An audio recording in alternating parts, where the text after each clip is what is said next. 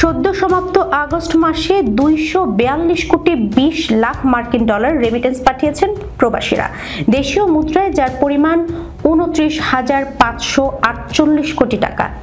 সোমবার বাংলাদেশ ব্যাংকের হালনাগাদ প্রতিবেদনে এ তথ্য উঠে এসেছে। বাংলাদেশ ব্যাংকের কর্মকর্তারা জানান, ব্যাংকিং চ্যানেলের মাধ্যমে পাঠানো এই রেমিটেন্স দেশের বৈদেশিক মুদ্রার রিজার্ভে স্বস্তি ফিরিয়ে আছে। হুন্ডি প্রতিরোধে সরকারের বিভিন্ন পদক্ষেপ, প্রণোদনা ও ব্যাংকিং ব্যবস্থার উন্নতির ফলে রেমিটেন্সে এমন ধারাবাহিকতা এসেছে। গত মাসে প্রবাসী বাংলাদেশিরা রেমিটেন্স পাঠিয়েছেন 248 কোটি মার্কিন ডলার বাংলাদেশি মুদ্রায়, যা প্রায় 30,230 কোটি টাকা। চলতি 2025-26 অর্থ বছরের প্রথম 2 মাসে রেমিটেন্স এসেছে 490 কোটি ডলার। গত বছর একই সময় এসেছিল 414 কোটি ডলার।